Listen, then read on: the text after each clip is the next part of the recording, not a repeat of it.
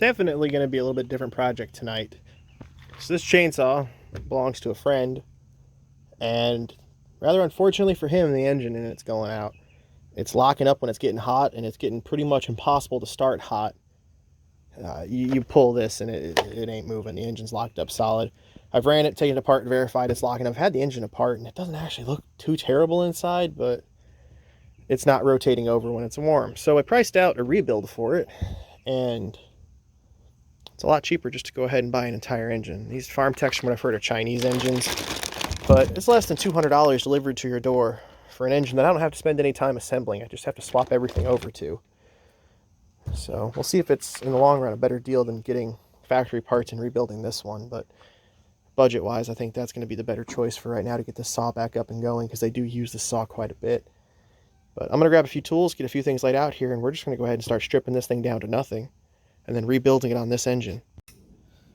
So let's see what we get here for $170 saw motor. This came off Amazon, because apparently they do sell everything. Got a new spark plug for it.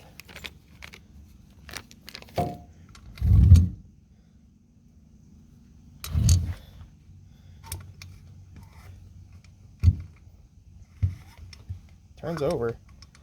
Sounds really dry, so you're definitely probably going to shoot a little bit of oil in there before we put it together, so when it starts up it's going to smoke, but it'll be lubricated.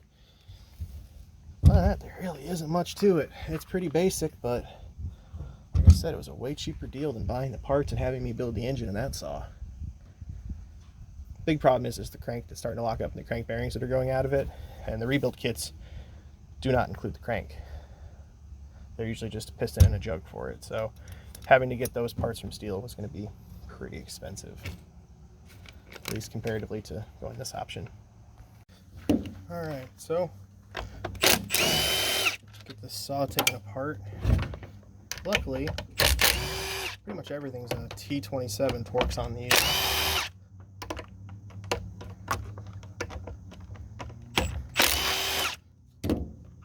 So it comes apart pretty quick and easy.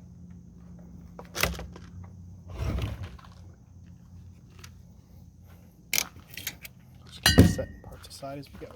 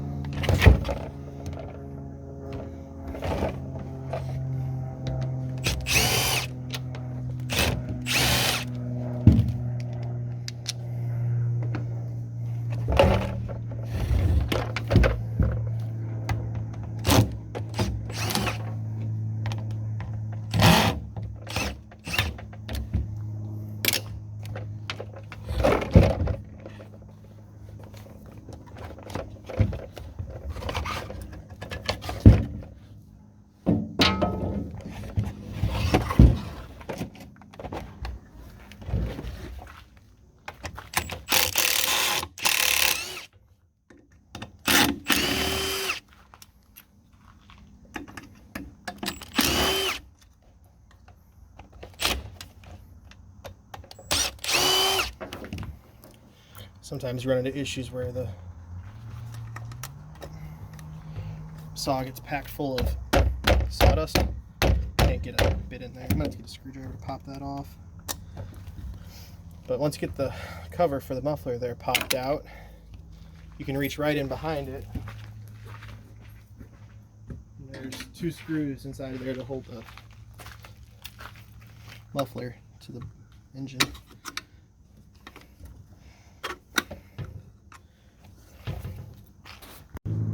So we got that off.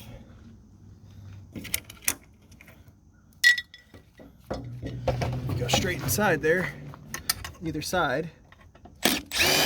There's a bolt to mount the muffler.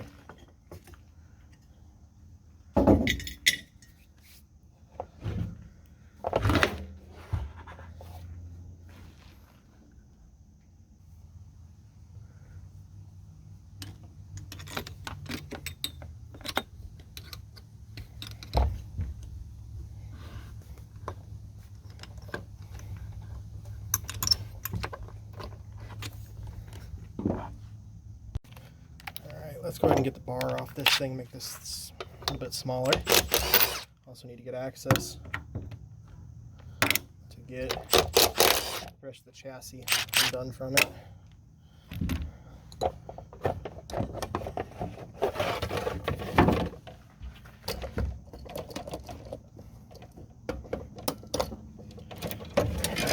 Side.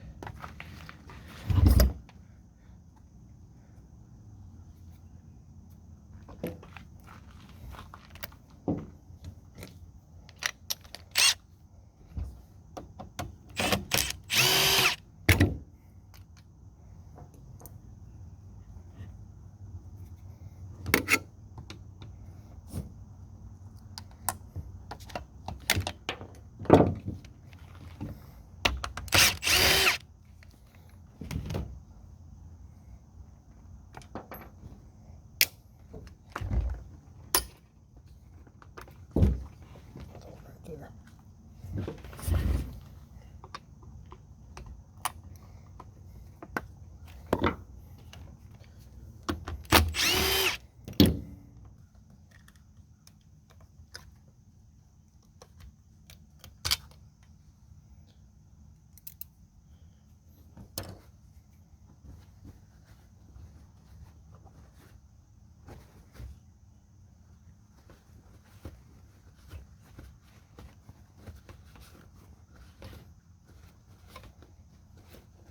Bunch of sawdust I'm gonna have to get out of there.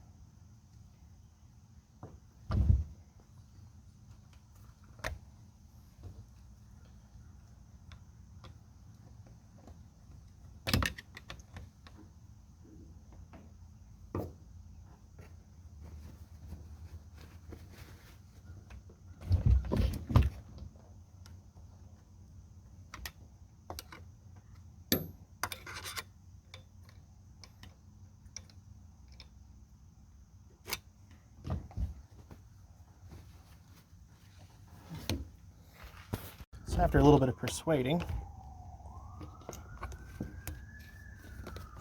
just about got this saw apart. And we got to worry about getting the brake and everything off this side. There'll be a lot of cleaning in there too. Everything is just coated in sawdust. But I may just go ahead and start with this one. This can all get done relatively easily. We get the flywheel off, get it swapped over, start getting everything hooked up to the other engine that we have, and then I'll mess with moving everything from the brake over when I have it a little more assembled. Well, unfortunately I have the wrong size flywheel puller, so I just ordered the one that I'm going to need to get the flywheel off this, but I probably won't have it for a few days, so we're just going to work on getting everything on this side of the saw apart and swapped over, and we'll get it all put back together as far as we can without having a flywheel. Now, all these parts need a good cleaning before they go back together, and a little bit of greasing. Not a big deal. So that is your adjuster for the bar.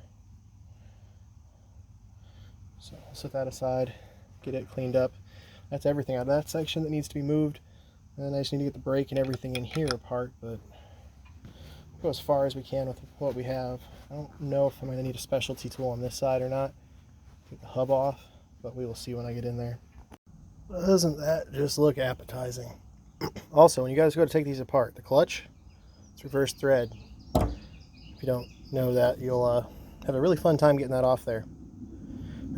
Just gonna pick out some of the oil and dead tree that's shoved up in these bolts and get the last couple things out of this side and keep working on getting it all moved over to the new one. Well, you can tell it's an oil pump again, so we will go ahead and get that thing dropped in there and reassemble it. Do what you can to clean them, but at the end of the day, this is going to look like this again pretty shortly, so don't waste a ton of time on it. Just get it better, and then go ahead and get it reassembled. And we'll go ahead and get the clutch tightened back on there. I think we got everything back together in there and working. So now we're just going to keep going around and getting parts back together. Should go pretty quickly. There's a lot of stuff in there that can be a bit of a pain and it'll fight you a little bit. Especially getting the big spring back in, but overall not too bad. Yeah, that doesn't secure any of the screws I need. So we'll get this stuff, just keep going back together, and after this I'll probably get the grip and everything from over there and start getting it back on. Well, it's starting to look like a saw again. Probably go ahead and get the bar on, the exhaust on. Once the exhaust is up in here, we'll get the spark plug in, hook up the ignition, and then probably get all the external plastics on. We'll get the bar that goes around it back on. And then we'll be stuck waiting for a couple days so we can get the flywheel swapped over, but at least then we'll have a pretty much completely reassembled saw that we just gotta throw the flywheel in, set the gap, and then fire it up. Well, there we go. Pretty much reassembled saw. Just gotta wait on that flywheel puller, and we'll get the new flywheel in. And we'll go ahead and swap over the cap for the chain oil, get it filled up. And I think we'll give it a test fire. Now, two issues with this saw. First issue is the holes down here to line up the muffler are just a little off, and it took a couple tries of having these started through the back half while tightening down the muffler to the head before it was in a point where you could actually put those bolts back in once you took them out. The other issue is this bushing right here had to get swapped from the old motor because the new one they sent, they never bothered threading, so it's pretty useless to us. Other than that, it wasn't too bad of a swap. Obviously, I won't know anything more for a few days until we get this thing started, but it wasn't too terrible. This motor is intermittently locking up when it gets hot and getting hard to turn. So we just gotta wait for the right flywheel puller to show up. I'll get that pulled off, swapped over, and it's probably only a few minutes away from having the saw running. Puller set finally arrived. This was supposed to be here Saturday, but Amazon shipped me a fleece blanket instead of this, so I had to submit a claim. They resent it, and it didn't show up till obviously Monday night because I got it on Saturday. So it's Tuesday morning now. We're gonna go ahead and get this flywheel pulled, and then get the rest of the stuff swapped over, and get this saw ready to start.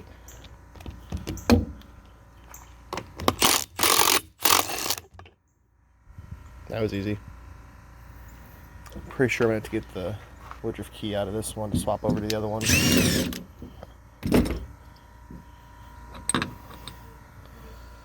I think this set was only like 40 bucks off Amazon. I have some small pullers like this, but I obviously didn't have the one I needed, and I got to get that backed out so it can go. But I think that's everything off this. Oh, I need to grab the cap for the bar oil, which has been slowly leaking everywhere that I've had this stored. We'll get the new saw, get everything put on there and put together, and hopefully have it running here in a minute. Got it in there. I set the gap. Made sure I rolled it around. We're not contacting it. Gotta be careful because the top side here tries to pull itself in and hit. So you always want to make sure you keep that pushed away. But I think we're ready to get the pull start on. Put some bar oil in this, get fuel in it, and then try to start it. Went ahead and got it fueled up using AMSOIL, 2-stroke oil in it. Now, it's got a pretty rich mix in it right now, since this is going to be the first startup and running of it. And I spoke with the owner, because we had a lubrication related failure, that probably want to see him take his mix up. I believe he was running a 50 to 1 before, and I told him probably bump it up to 40 to 1. We'll see what it does, but you know, the failure of this thing starting to lock up a motor is obviously lubrication. So see if he runs a little bit richer mix, if that'll fix the problem. Bar oil's in. Now I just gotta get the cap swapped over from the old engine and I think it's ready to make some smoke.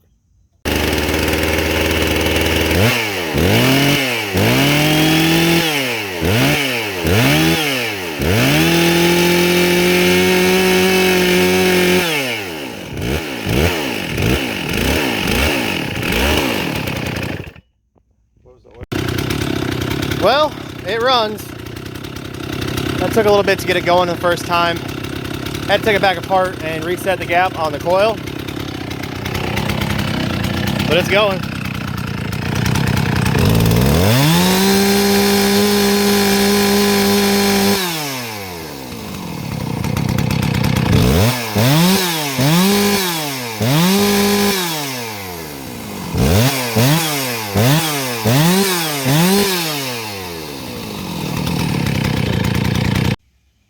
Well, it's back together. It runs. Go ahead and take it back and let them use it for a while and see if they have any issues with it. I ran it for quite a while here just to make sure we weren't going to have any problems. But I think that's got it. Overall, not too terrible, but I don't do much small engine stuff, and I'm really not a fan of working on this stuff. But we got it swapped and it runs, so I think that's a big improvement over a blown motor.